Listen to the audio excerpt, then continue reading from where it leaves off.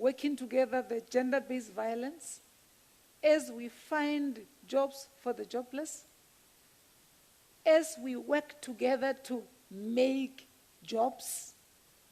We are in the 25th year since Beijing, the conference, the famous Beijing Conference of Women happened, and to celebrate the milestones in equality, the department continues to engage young people on issues like entrepreneurship, financial inclusion.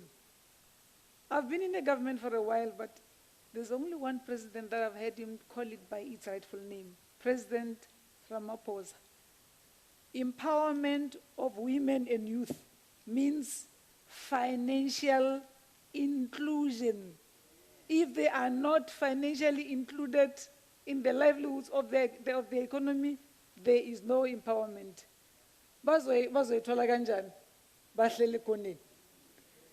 Your voices as future leaders are critical in building the South Africa we want, as it is our vision for 2063 that follows 2030, which is our vision for South Africa, and 2030 that follows the Sustainable Development Goals.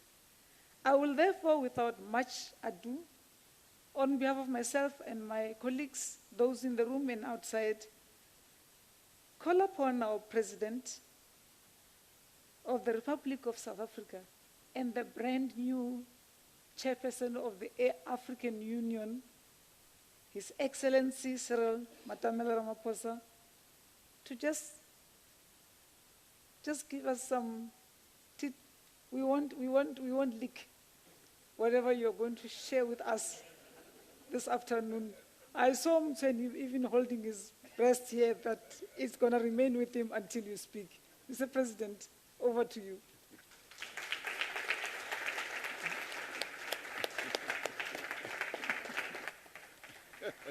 Thank you.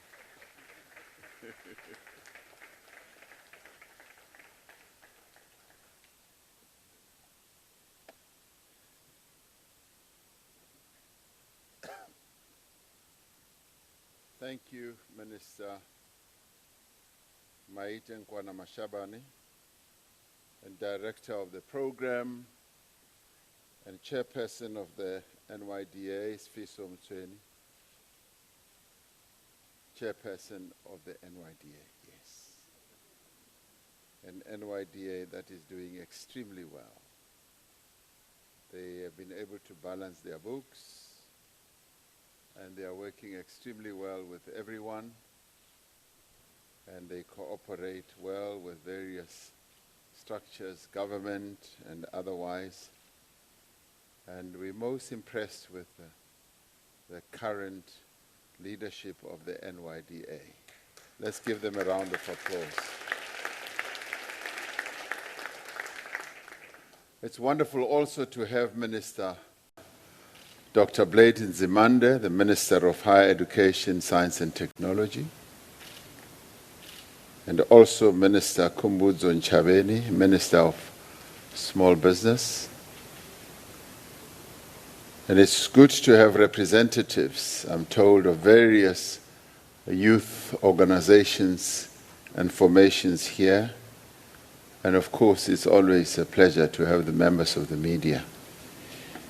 I'm particularly pleased to be here. You have said that this is now becoming a tradition, that before the State of the Nation address, the President should be able to have a session with young people. And I am particularly pleased with that. I unfortunately will not have all afternoon to spend with you, because we've got to continue with the process of doing a number of things that will go into finalizing SONA. Something very interesting that I will be doing as I leave here. I'm going to sit down with an 11-year-old young lady from a school in Orange Farm, who raised her hand and said, "President, I want to participate in the drafting of the State of the Nation address." So she has already started editing. She's been striking a red pen on many of the parts, so I'm going to sit down with her almost in a scrum to convince her that what she's striking out has got to go back in. So I'm going to do some work with her, and she will be there tomorrow. So I'll be delivering her speech tomorrow. Imagine, isn't that wonderful? A young person's speech, your speech. I was particularly pleased to look at the video that you were showing, because there's no doubt that youth unemployment is the most serious and most important political as well as economic crisis that we are facing right now in our country. Most important issue. But the same is being faced by many other countries around the world. That should not excuse us from finding solutions. And addressing youth unemployment should, and it does, rank higher than many other challenges that we have. And we're devoting quite a lot of time, energy, and effort to find solutions to addressing this problem. So we are engaged in formulating public policies in an attempt to create real jobs in the economy, or to devise various means that are going to absorb the army of unemployed young people in a range of employment schemes. Now, our presence here today is a clear demonstration of the importance of the political and economic efforts that we want to put in place to manage the unemployment problem.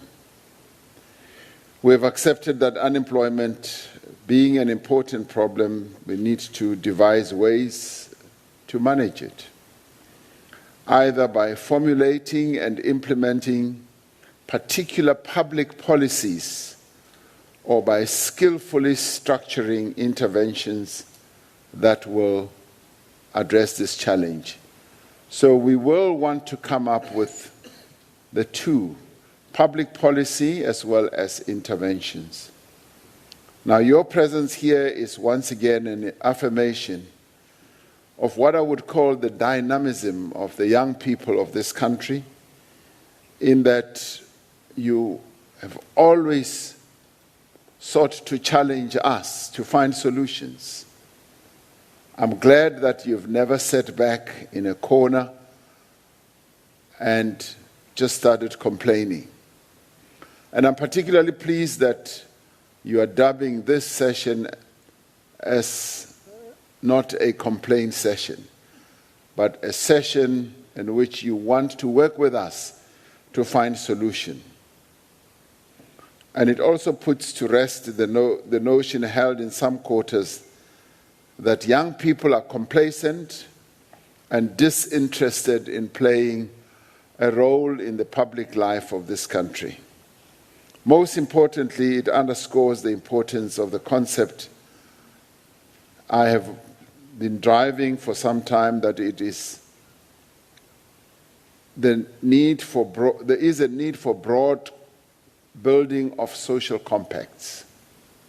When I first delivered my State of the Nation address in 2018, I spoke very broadly about the need that we should build social compacts.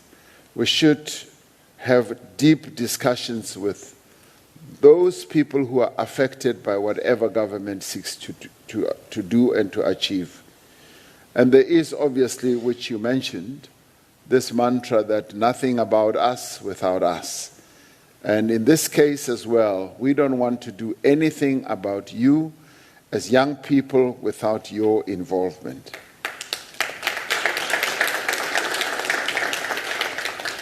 And this we are committed to, because as young people of our country, you've been very active and deeply involved in everything that has evolved in our country. And if you want to go back into history, it was the young people of the 40s who got involved to form the ANC Youth League, which got involved to enable us to embark on a defiance campaign leading up to the drafting of the Freedom Charter, finally to the adoption of the policy of armed resistance.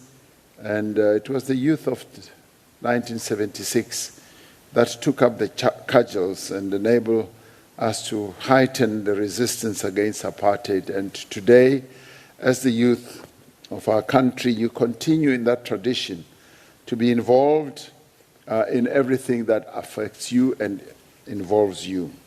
So this is an effort and a process that is being driven by yourselves. When we met last year, like in this fashion, you all expressed a deep desire to contribute to your communities and also to contribute to your country. Sitting together around the table, we discussed the many issues that are of most importance to young people, and we also examined ways in which you could be, whatever you do could be aligned with what we do in government and government's priorities through the various formations that you have as young people. Now, our meeting here today, as it was last year, is what I call social compacting in action, where we seek to find solutions to the problems that face our country.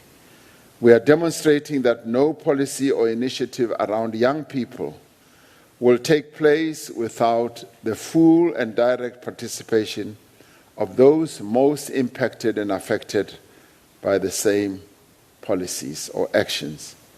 For a social compact to operate in good faith, it is important and essential that all parties to a social compact regularly report back to one another about progress that they are making and ensuring that the objectives that they still have are objectives that are meant to address the problem and the challenge. So I think it would be opportune to briefly outline the steps that we have taken as government since we met last year and addressed some of the concerns that you raised with me when we met. When we met, we discussed the importance of education, particularly in providing young people with access to opportunities later in life, and that a strong foundation should be laid in the early years of young people's lives. This you raise quite strongly, and government has initiated 2 years of compulsory early learning for all children before they enter grade 1. And it's been wonderful to see the uptake of this process. And I'm told that almost 1 million young people are now entering into the early childhood process that we inaugurated. This is a direct result of the suggestions that you have been making. Now, through initiatives such as early grade reading programs, we are ensuring that within the next decade, every child will be able to read for meaning by the age of 10. And we are taking a range of measures to strengthen the basic education system. Now, you will recall that last year, when I addressed SONA, soon after the elections, I raised this issue prominently, and many people may not have realized its importance.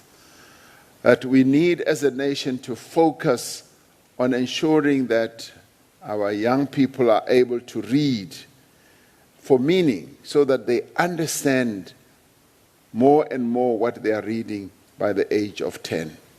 Because as we have gone around, we have found that a number of young people are not even able to read, to write their own names at even age 8, 9, and so forth. Now, it's important that we focus on this, and We have now calibrated our education system and continue to do so to ensure that young people are able to read by the age of 10 and for meaning. We discussed the urgent issue of access to higher education for students from low-income families. I'm pleased to report that we have expanded our funding for free higher education for poor and working-class students from 11.2 billion in 2016 to a whopping 35 billion in 2020. That is phenomenal. Now, this is a direct investment that the country is making in the future of the young people of our country.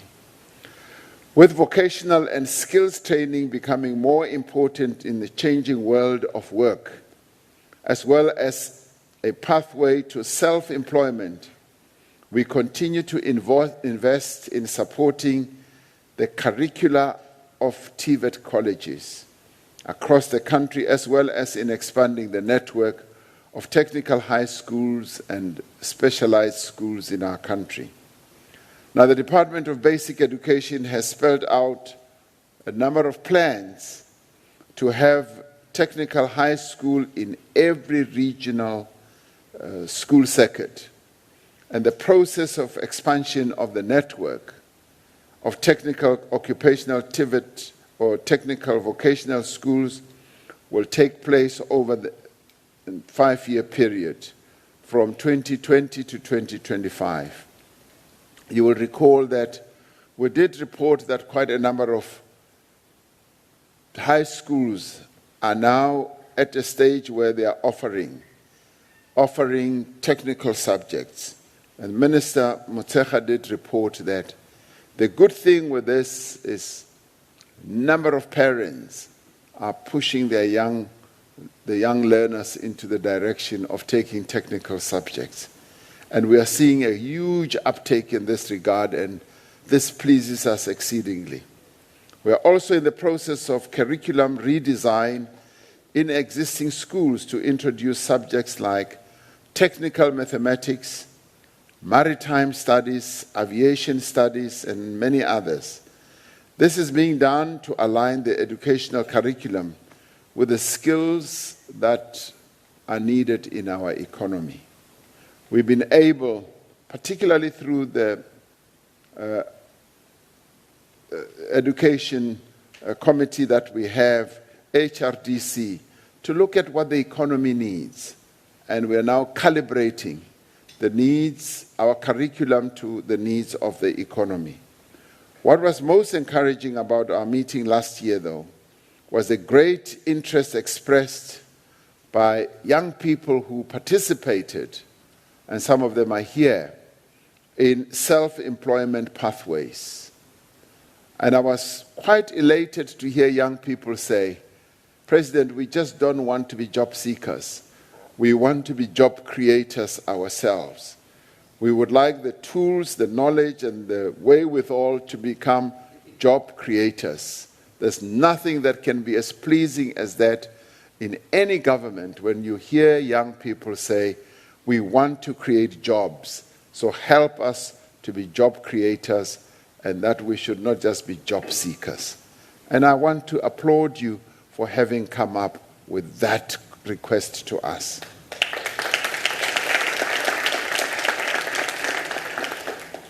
Now, what is this going to do? It is going to increase, and we want it to succeed. It's going to increase the number of small and medium enterprises. That should be the key drivers of our economy. In countries such as Germany, for instance, easily more than 60, almost 70% of their economy rests on the small and medium enterprises that exist in that country. We are still at a much lower level. Now, small and medium enterprises are created by individuals.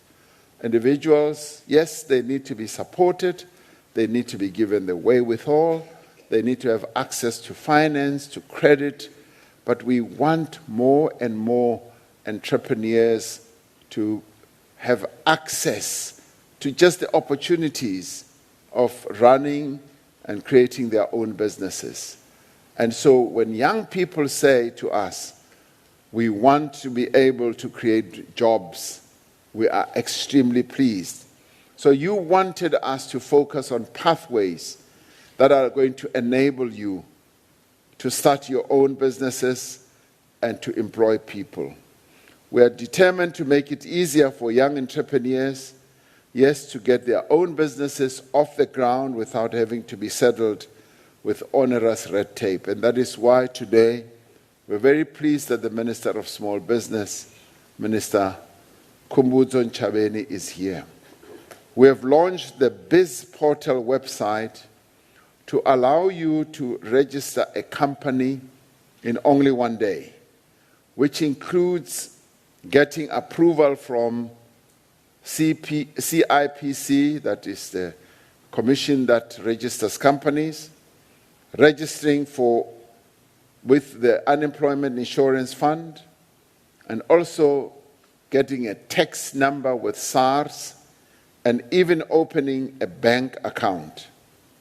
Now we are expanding our funding for young youth-owned businesses through the Department of Small Business Development, the NYDA, and the SME Fund. This is what we are doing. Now, I've been most impressed with the work that is being done through all these various structures. Also impressed with the NYDA, because, you know, as we set it up, we thought, well, these young people, what do they know about starting businesses and all that? But we've been most impressed when we hear the numbers that the NYDA, of young people who are in business, that the NYDA has been able to help and to support. That is one of the successes of the leadership of the NYDA, and we are very pleased with that. On the social challenges facing our country, you, like me, have a deep concern about the unacceptable levels of gender-based violence. Since we announced the National Emergency Response Plan to combat gender-based violence and femicide last year, we have mobilized well over R1.5 billion to fund a number of initiatives to support survivors and to expand access to care and treatment. Now, admittedly, a number of these, of the people who suffer under this scourge of gender-based violence are young women, and some of them are killed in the most brutal way, as we've been reading in our newspapers. And this has been government's response to make sure that we address this scourge in a direct manner. There's also been demonstrable progress in ensuring access to justice for survivors through the creation of specialized courts. I will be expanding on the other progress areas that we have made in this regard in the State of the Nation address. So if you want to know more details, you can either be in attendance or you can tune into the radio and watch on television. This will all be revealed tomorrow. So don't sleep too early. Just watch and you will hear all the details. The high youth unemployment rate is obviously unacceptable. Any country that is serious about its own development, as well as its prosperity and its future, cannot be complacent that such a large percentage of the population of working age young people is languishing in unemployment. The results of the latest quarterly labor survey show that 38,000 new jobs were created in the fourth quarter in 2019. Now, much as this sounds good, it is not enough for us. We need many, many more jobs to be created, and we want to see this ticking up and up all the time. Of the approximately 1.2 million young people entering the labor market every year, almost 2/3 of them remain outside of employment, education, or training.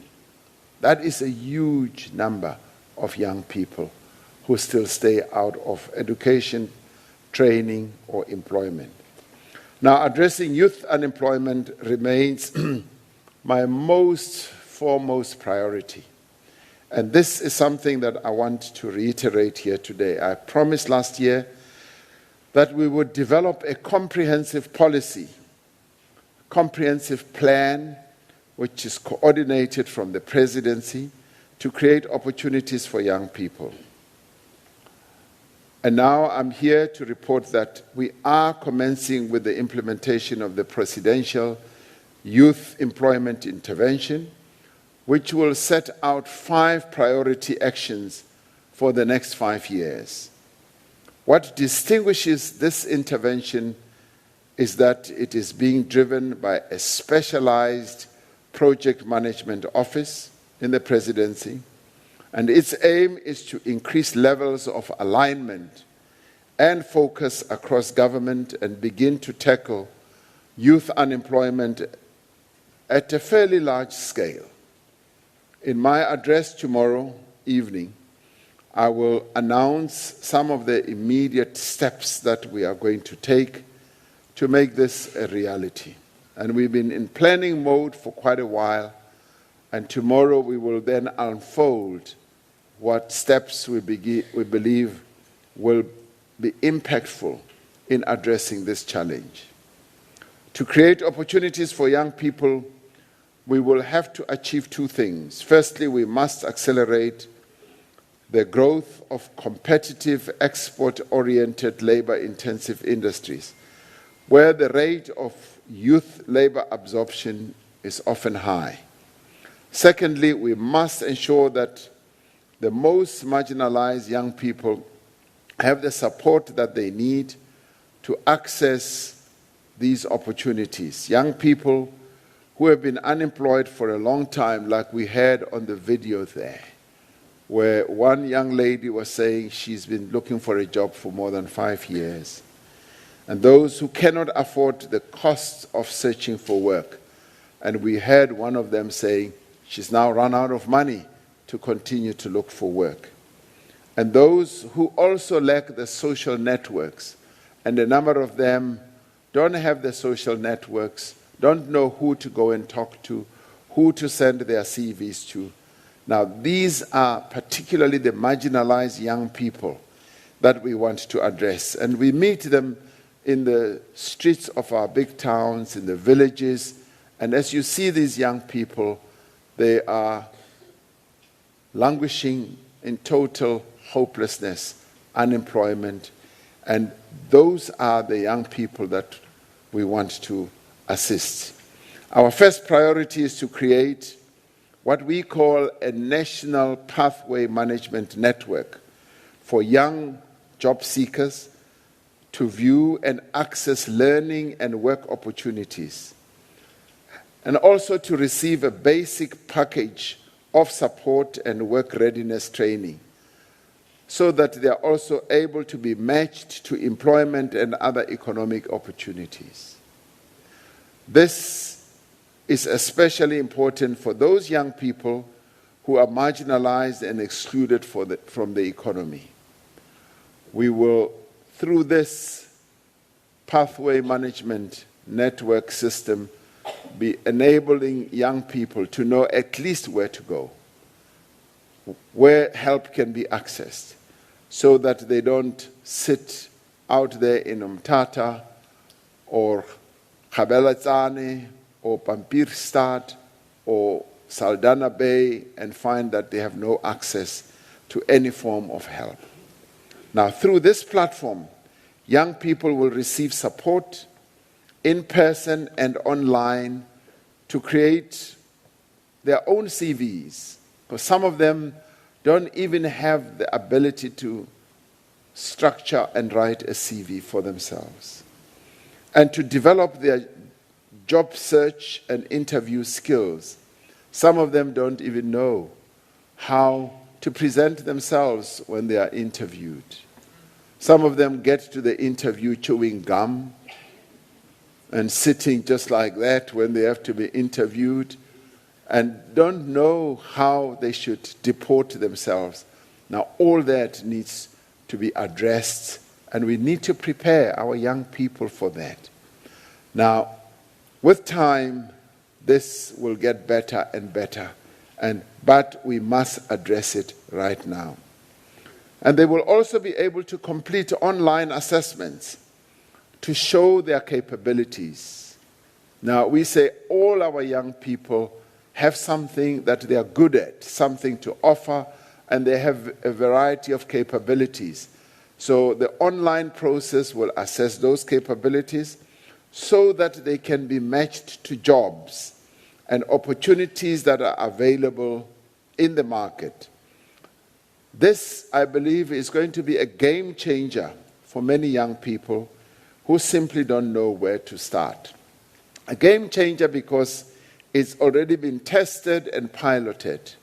And we've seen how young people who are marginalized, who are on the periphery, have been thoroughly empowered through this process and have been changed overnight to become people who are now more full of confidence, because joblessness is actually quite destroying. It destroys your own... Right, President Cyril Ramaphosa addressing the National Development Youth Agency and speaking about a number of policy interventions that the government is coming up with. So helpless, and through this process we'll be able to lift them up, and we have seen how well it works. Our second priority is to ensure that young people have the skills that they need to access opportunities in key growth sectors. And there are quite a number of sectors that are developing and growing in our economy. And this process is going to make young people savvy, to be able to know how to position themselves and how to sniff out good opportunities. Because the opportunities are there and they just need to be accessed. So this pathway management process will prepare the young people so that they know how, for instance, to go and present themselves to global business services, digital and technology, as well as tourism, agriculture, and a number of other social services. These are some of the sectors where jobs are on offer and where we want young people to go and offer their skills. And in a way, some of these jobs are really cut out for young people, ready-made for young people, but they need to be brought closer and closer to those opportunities. Our skills development system must be more responsive to demand in the immediate term as well as in the long term. We are working with these sectors together with the Department of Higher Education and Training and the various SETAs to create opportunities for young people to undertake shorter courses in specific skills that employers require, either to help them transition into their first job or to top up some training that they have already received. And we are seeing enormous success in this regard, where young people sign up. And in other areas, we are doing them in their thousands. They sign up for short skills or courses. They acquire specific special skills, and then they are either able to get employment, and some actually take another turn and go and start their own businesses, because just the skills acquisition just enables them to start seeing great possibilities. Now, this is important because for too long, we've been too formalistic in our approach to addressing the needs of young people. And we've been crafting systems that just terrify them, where we've been saying, go and enroll for this skill, and it takes you 2 to 3 years, and for starters, you don't even have the money, either to travel to the place where you will be trained or even to pay for it. Now we are bringing everything to the level of the needs of young people. And we're saying this should be more and more accessible to you as young people. For example, it takes only 12 weeks to train a young person for a job in a call center, even if they did not complete their matric. Now, so we know there are quite a number of global companies that are looking at South Africa as an attractive place to set up their global processing activities, where we are able, either through call centers or business processing, they say the time zone that we are in on our continent or in the world is so conducive. The young people that we have in our country who have received a basic education from, whatever year, even if one has not finished right up to year 12, is so attractive to them.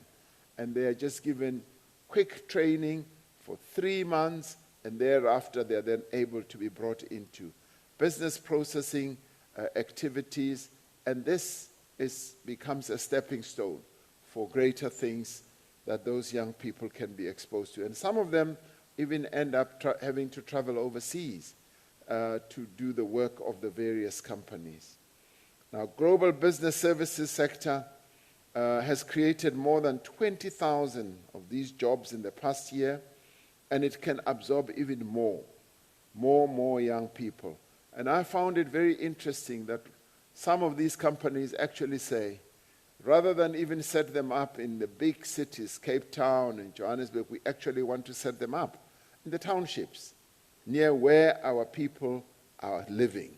We want to set them up in the villages, as long as they can get the connectivity and all that.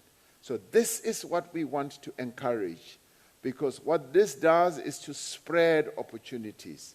And out of that will mushroom a number of others, because once you've got just a nucleus of this type of activity, we're then able to create a whole number of others that are attached to this. So this is what we want to focus on more and more. We have formed partnerships with the digital and technology and tourism and agricultural sector to replicate this model and to conclude youth employment compacts that will allow more young people more quickly to take up opportunities in the economy. In addition, the UIF fund, the Unemployment Insurance Fund, has committed to train 130,000 learners over the next 3 years. For example, a cohort of 50 young people received training for their pilot license last year. And many of them are already employed in companies, in airline companies, Fly SF and so on. Fly Saf Air. Now, we can add a whole number of other airline companies for these young people to get jobs. Now, this is a very good example. 50 young people taken in just last year, just to go and train for a skill which was never available to black people in the past, to train as a pilot license. They qualify, they immediately get a job. And this is precisely what apartheid education prevented us to do. Now, yes, 25 years later, we now realize that we can actually do it smarter. We can, even those young people who have not finished their matric, we can get them into training of one sort or another. And I want you to look at this and say, whatever skill it is, if one is given the training to be able to get knowledge, the wherewithal of getting a job done, you immediately become attractive. Attractive to any employer, but more importantly, you immediately begin to see your own self-employment opportunities and business opportunities. Now, this is the trajectory that we are now putting our young people on. We're becoming multi-dimensional. We want young people to have options, to have choices, and to be spoiled for choice, so that as you finish school, college, or university, you must find that we have created a platform where you just walk in and you pick and choose a direction that you want to take. Now, we have tested it, and through this platform that we have created in the presidency, in the PMO, in the presidency, we believe that we are onto something that is going to give young people great opportunities. Thirdly, we must find new and innovative ways to support young entrepreneurship and self-employment. We can do this by removing the regulatory obstacles that people always have when they start businesses in our country, particularly create a number of opportunities that will allow businesses to thrive in the townships, in the villages, and in urban centers.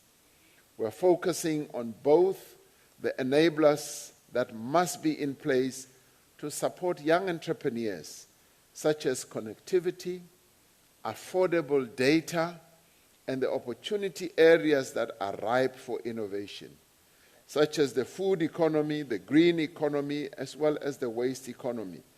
Now, one of the things that we spoke about last year was that we want to approach the growth drivers of our economy to be based on sectors of our economy, and to look at each sector in a very introspective way and see what economic growth we can extract out of each sector. And now we know that this new economy, the green economy, has a great number of opportunities that we want to attract young people into, as well as the waste economy. So there are quite a number of sectors that we want young people to participate in. Then there is an issue that was raised forcefully last year, which is the issue of work experience. Now, this young lady who is helping me draft the SONA, I asked her, if you were president, what is it that you would say to the nation? She said, education. She said, make sure that free education is a reality. And I said, what else? She said, once we finish school, this issue of work experience becomes a debilitating handicap for young people. And Chairperson Tso Motsweni, I reminded her that at one June 16 Youth Day, you got me to stand on the podium and you said, President, pronounce now that work experience is gone. I said, yes, I do pronounce. But I informed you then that government had made a clear, taken a clear position on this in response to what the NYDA and other youth formations were saying, that we must do away with work experience before anyone is employed. Now, my SONA speech drafter or co-drafter raised it this afternoon, and we're going to sit down now as I leave so that we see what formulation we are going to put to that. Now, it has been a barrier, and we do agree with you that the issue of work experience, having been a barrier, it is important for us to address. So it is our priority to help young people to get work experience where it is necessary. Where it is not necessary, we say, leave out work experience, get young people into job situations, let them start work. I can tell you without any fear that Dr. Blayton Zimande and I, when we started work, we just got into the work situation and learned on the job. That's precisely what we did. And we cannot We cannot be saying, no, we need 3 years work experience first. Because if we say so, you will never get into any job situation. But there are certain areas where some form of preparation is necessary. And we say our interventions must also respond to that so that young people can get a foothold into the labor market. So we are scaling up the Youth Employment Service and working with TVET colleges to ensure that more learners receive practical experience to complete their theoretical training. Now, the Germans have a most wonderful system. When the Chancellor from Germany was here, she explained more and more, and Dr. Nzimande was also in place because their system is a dual system. They do the theoretical part, and during your whole educational journey, you do the theory, and then you stop, and then you go and do the practical. You come back to the theory, you stop, you go back to practical. Possibly for a 3-year period. By the time you finish, you are just as skilled and as capable as a person who has been working for quite a long time in any company. So that is the system that could work. But the preparatory process that we are also bringing into this intervention will also help a great deal. Finally, and this is something close to my heart, we are developing a presidential youth service program that will provide opportunities for young people to give back to their communities and to contribute to nation building while improving their own employability. We are developing a model that will allow National Youth Service to achieve scale and prominence in activities such as sports, arts and culture, rejuvenating public infrastructure, and working on community-driven projects.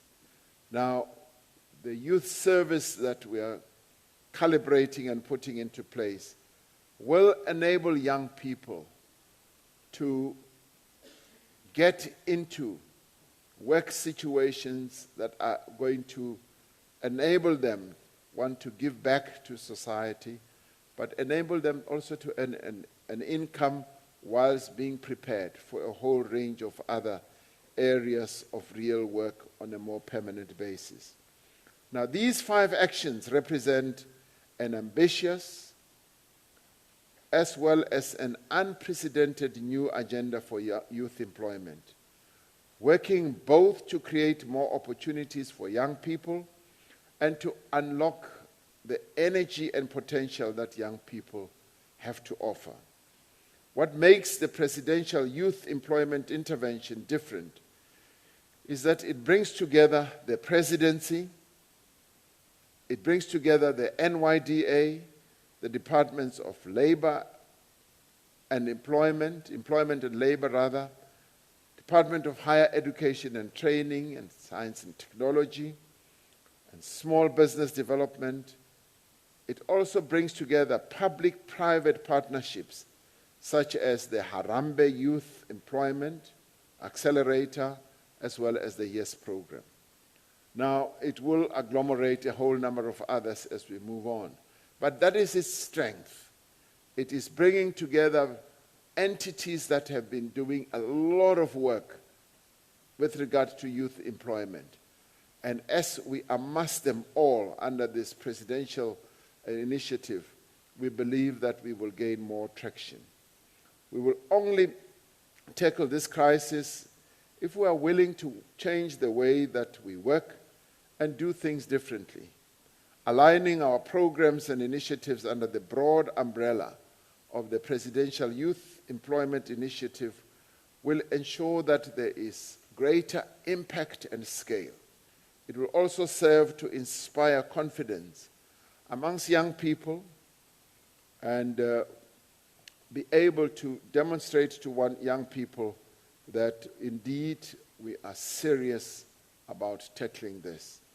And it also needs to bring everybody on board and to make sure that we all work together. And this, for me, is social compacting in action, where we are able to bring as many entities as we possibly can to work together. Now, I'm extremely excited about this immense potential because it is presenting a new frontier. And I'm sure that when the full details are unfolded to yourselves, you'll be able to see that indeed we are serious about handling this political and economic problem. This is a country whose young people are blazing a trail as entrepreneurs. And I say this advisedly because we find that where young people in our country are given an opportunity, they are given the necessary tools, the wherewithal, they actually focus and begin to run very successful small and medium enterprises. They are also trailing a blaze as engineers, as scientists, as sportsmen and women, and some are even trailing a blaze as farmers.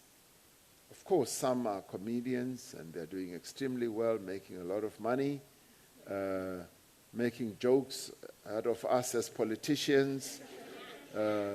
Some are musicians, some are artists in politics, and they're busy in many, many spaces.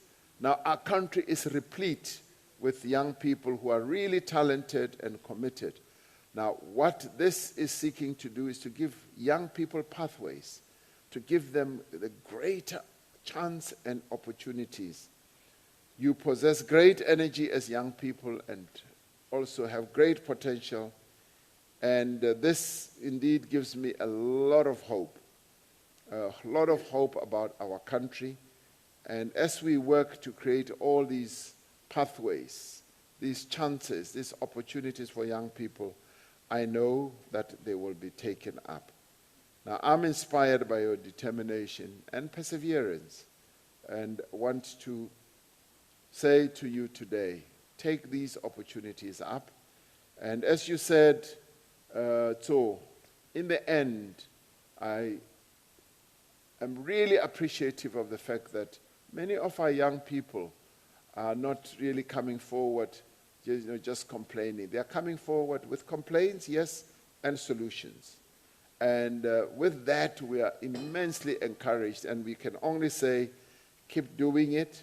Do not be afraid to start anything new, but more importantly, don't be afraid to come up with suggestions, with new thoughts, because it is, in the end, through the power of coming up with your suggestions, your dreams, that we will be able to get this country to move forward. In the end, you are the ones who are going to inherit this country. So you've got to do everything you possibly can to make sure that you encourage us to come up with those opportunities, because tomorrow we will not be around. It is you who are going to take this country forward. Thank you very much.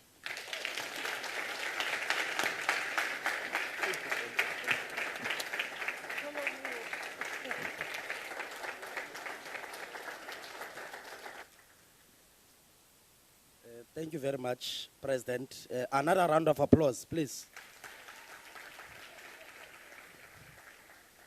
Thank you, President. I think that was a nice, comprehensive input.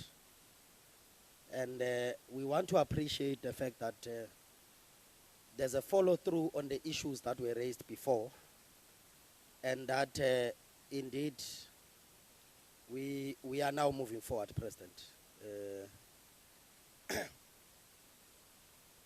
Yesterday marked 30 years since the release of President Nelson Mandela. He came out of Victor Verster prison and came all the way to Cape Town, where he addressed hundreds of thousands of masses who have been fighting relentlessly for our country to have freedom and democracy. On that day, 30 years ago, when President Mandela was speaking at the Grand Parade in the balcony, there was an individual next to him who was holding a microphone. As President Mandela was speaking, this individual was holding a microphone and also reading what the President is saying. 30 years later, that individual is standing here today. Some of us were not born, others were born. Never did we ever think in our life and in our lifetime that today we'll stand next to those who have ushered in the freedom and democracy of our country. But most importantly, a very important point, President, is that when you were speaking here, you were speaking from my mic. And as you were reading, I was reading with you.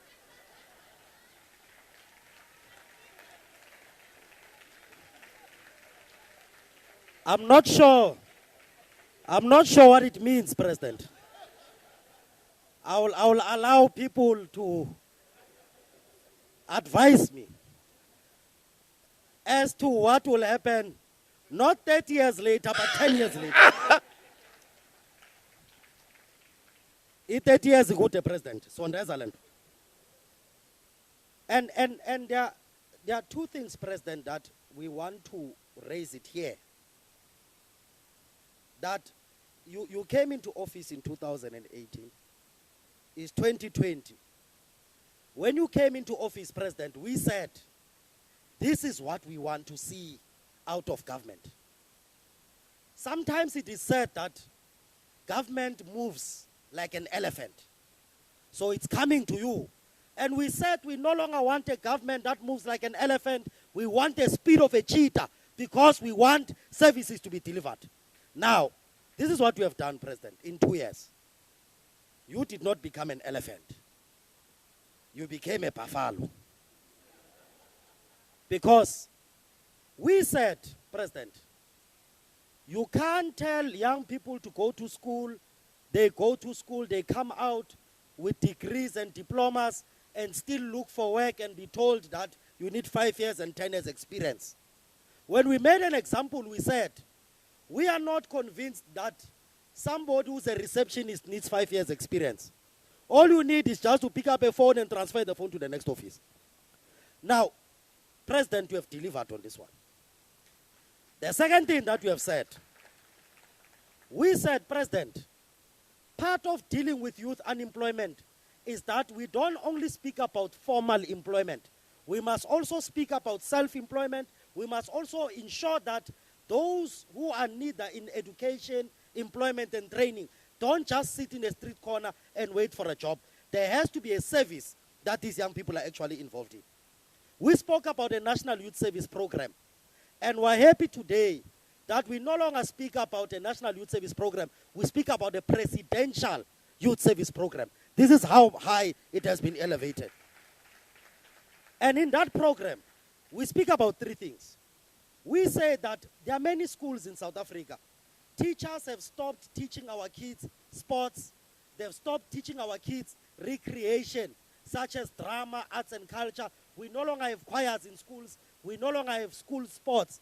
Now we are saying, if teachers are saying pay them overtime for them to teach our kids football, it's fine. We don't have money for overtime. We've got young people who are there in the townships. Let's take these young people, train them as trainers, and ensure that they coach in the schools.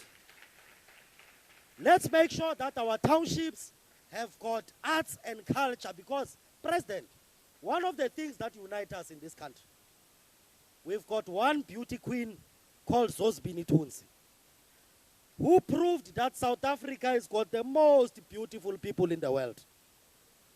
But she went on to become Miss Universe.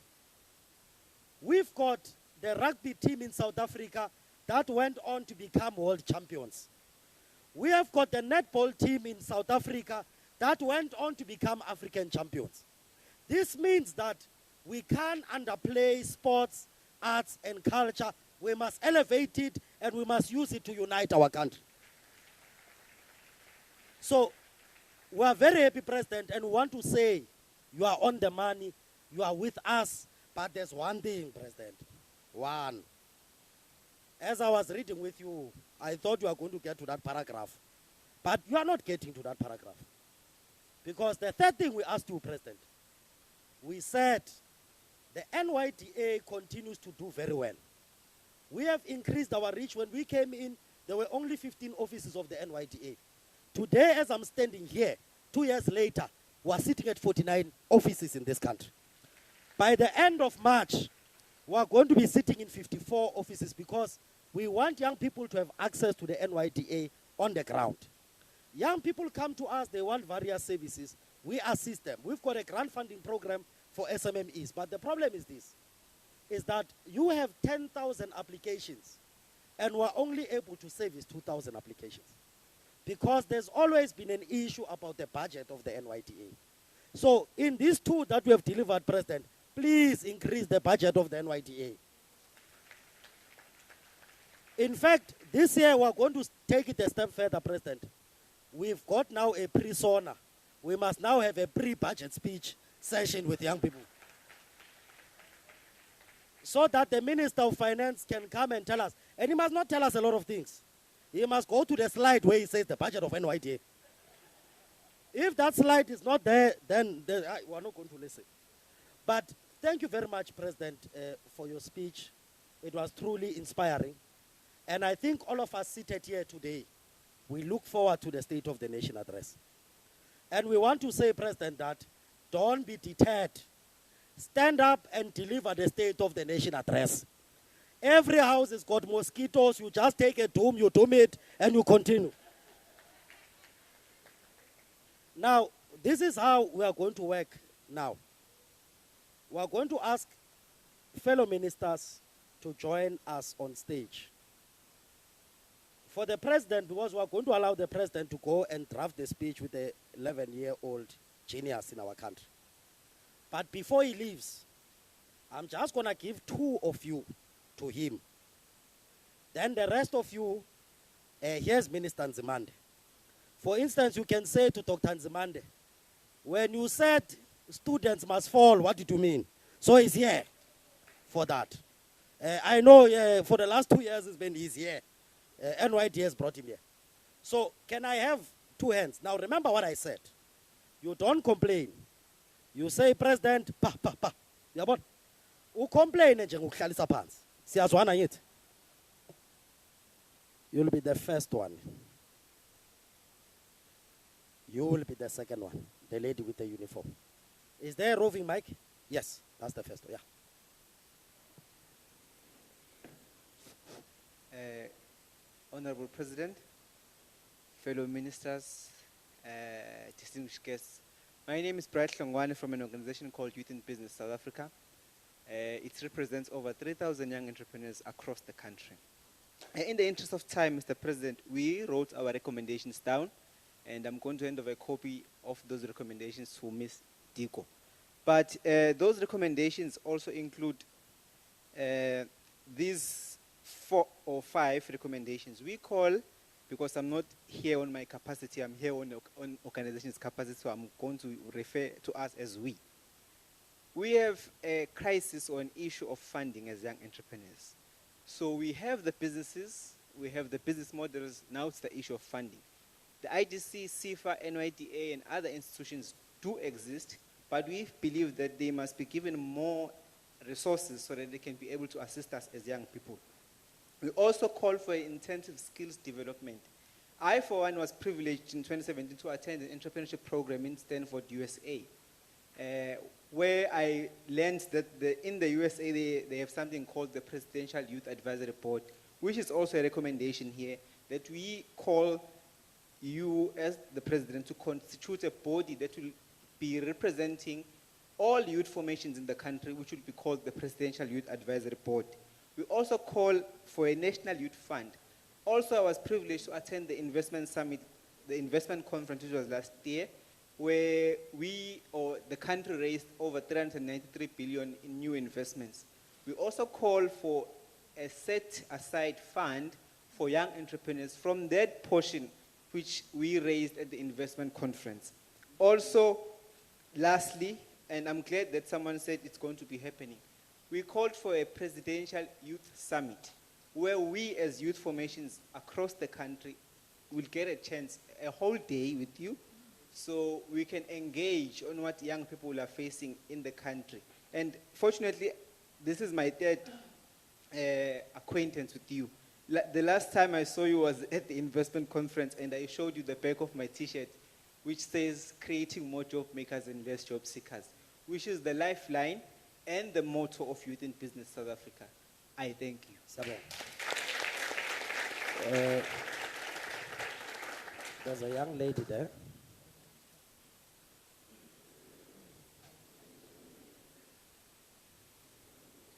Good evening, everyone. Mr. President, I applaud you on your wonderful speech that you have just given us today, but I feel like there's something that you forgot to mention, and that is the ecological crisis that you are facing at this time. That crisis is called climate change. Climate change is an ecological crisis that is affecting us, predominantly the global south, the most. We are the ones that are getting infected most predominantly because of where we are in the global scale, but as well as because we are not developed enough. We have not caused this ecological crisis, yet we'll be the most affected. I know how influential you are. We remember you leading the Cadessa talks to stop civil war. We know that you are very powerful and you're inspirational. We applaud you on what all you have been doing, but we please need you to motivate more implementation in regards to the Constitution, the Sustainable Development Goals, as well as we know that you as the President, that you as our President are leading the Cadessa talks. You have made sure that no African child is left behind in the transition. We want you as the President to make sure that no African child is left behind in the transition to a more sustainable world and to a more sustainable country. I do not want to wait until I'm 18 in order to open my own company to uplift more youth my age. There's a lot that I'm doing now. I've been to the World Economic Forum in Switzerland, Davos, but I've seen no action from that. I am tired of talking in these platforms. I'm tired of preaching the same thing over and over again. I want to see action.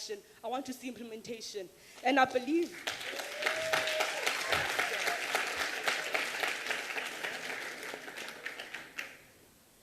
And I believe you, Mr. President, you are very powerful. Please use South Africa's position as an African leader and a respected global player to call for urgent action and big ambition from the worst emitters to actually do something about the ecological crisis, because this is a crisis facing every single one. We will be affected the most, yet we are one of the countries that aren't contributing as much as the global north. We want you, I remember you talking about the green economy. I understand that that's very important. Just investing more in the climate field and the climate part of the industry will make sure that we create more jobs, because there's a lot of jobs in wind, in solar, in hydro, electricity. We do not only need to rely on coal. So I please urge you, I'm asking you, why are you putting a limit on how much renewable energy that we can use?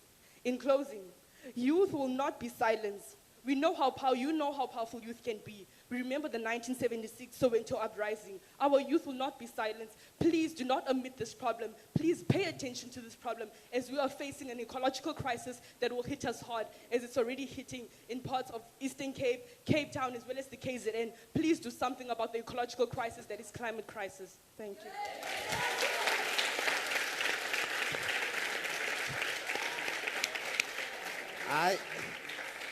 President, Uzwele. As well. I won't say much, President, just quickly. Thank you. Yes, I had for myself. As well.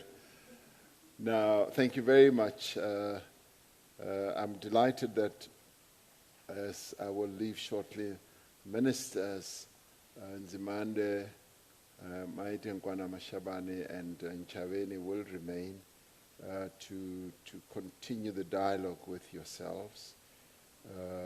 So that for me is most encouraging, because you'll then be able to ask them more direct questions about what work they are doing. Now, Brian, I'm pleased to inform you that most of the things that you have raised are issues that we really would like to see attended to. Funding, as I said, is one of the key challenges that face entrepreneurs all around. And it is a matter that we want to address frontally, particularly in the form of enabling financial institutions to make more and more credit available. Now, clearly, with a high interest rate type of environment that we have, it makes people a bit afraid, a bit hesitant to go and get credit because the interest rates are high. And obviously, that is a monetary issue that has to be addressed clearly by the central bank. But at the same time, we would want to see how best credit can be made more and more available. It should not only behove on the developmental institutions, like the NYDA as well as the IDC and CIFA and all that. Credit should be more broadly available in the market so that more and more people should have a choice of being able to go to as many entities as possible to get finance. But the one that I really liked, which you've raised, is skills development. And the skills development process should not really mean going to get a degree in running a business. It should mean that you're just equipped with skills to be able to run the affairs of your business, the financial, the marketing, the strategy, and all that. And it's simple, straightforward, and these should be ready-made skills that anyone can be able to get to give you a toolbox, and off you go to be able to run your business. Now, we will be putting that as part of the platform that we are setting up. And we would like this to be spread around. It should not just be us as government who do this, but they should be spread around. And we'll be advocating more and more for that, particularly for young people. We have a structure that will be convening, and we'll be working very closely with the NYDA and, of course, various youth formations, the Presidential Youth Commission.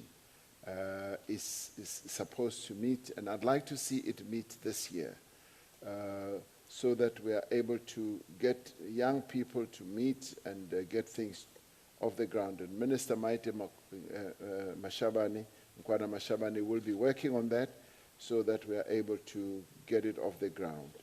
Now, the National Youth Fund is another issue that you raise, which speaks to credit being available for young people.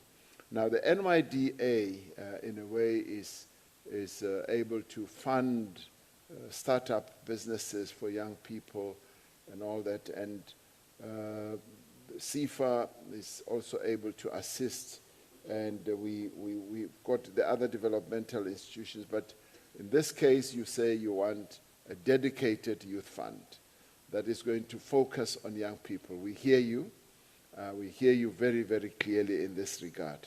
And of course, the set aside for young people, I would have thought that you wanted set aside for the procurement process, because that is another area where you are able to enable youth-led businesses to be able to have business opportunities, particularly when it comes to the public sector. So that is another possibility that we would like to explore, so that you almost have ready-made businesses. Once businesses are started and they've been properly trained, they do actually have access to good business opportunities. The Presidential Summit, Youth Summit, is what will follow once the Presidential Youth Commission has been set up. So all the issues that you have raised, Brian, are on point, and we will be able to address them. So don't have sleepless nights. Have a peaceful night knowing that all these matters are going to be addressed. So even if a mosquito comes around, you don't need to even wake up. Now, I didn't get your name. I'm going to call you Ayanda. Ayaka. So you went to Davos. Well, I didn't go this year, so I would have met you there if I had gone in the snow. and we would have been able to speak French together. I'm delighted, Ayaka, I'm really glad to hear you speak so eloquently about all these matters. And I'm glad that we've got our own South African young people who are taking up the issue of climate change so seriously and so directly. Now, climate change is one of the huge challenges that we're facing, and we're going to talk about it in SONA as well. What we should be doing to address climate change, and we are chair, as South Africa, we are chair of a committee of the African Union, and I'd be very delighted that we should find a way of you working, or your structure working with us as South Africa as we prepare ourselves for that AU committee. So I want you to do that. And that when we go to the AU, I want you by my side as I chair that committee. Yeah? So that'll be very good. Because indeed, the climate change, and you started off by calling it the ecological challenge, which is absolutely correct, which of course we have to address as climate change is absolutely important. You also mentioned addressing the SDGs, the Sustainable Development Goals, and that no child should be left behind. And that's precisely the approach that we want to have. But I particularly like your grasp of even the technical issues, because your grasp of things like emissions, what causes these emissions, and what we should be doing, and how we should be moving more and more to more processes that are going to reduce emissions, such as solar, such as wind and hydro, the renewable energy trajectory that our country has embarked on. Now, you may or may not know that on the African continent, we've been the leading country in introducing renewables. We are leading more than other countries, and we've attracted easily well over 100 billion rand in investments in renewables, and we've committed that we are going to do even more. As you know, we face a huge energy challenge, which we will also be addressing tomorrow, and trying to find solutions of how that can best be addressed. Now, I'm really delighted that young people are taking this issue of climate change as seriously as you are, because in the end, you are going to be the inheritors of this world, and we therefore need to leave this world as clean and as efficient and as sustainable as you would like to leave it to your own children and your own grandchildren. So I'm glad that we've got young people who are looking to a clean future, a future that is sustainable, and who want us to do the right things.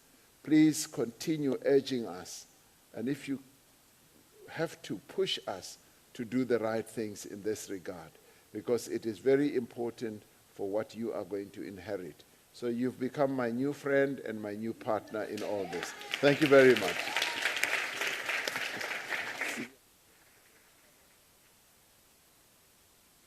No, thank you very much. Ladies and gentlemen, as we welcome the two ministers into the stage, can we please ask you to rise as we release His Excellency?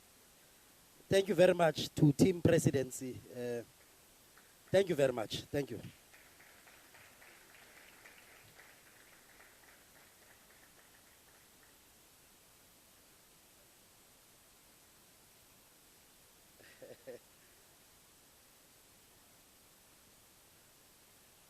Okay, you may be seated.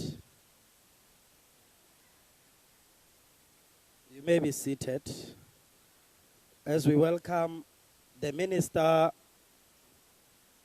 of Small Business, Development,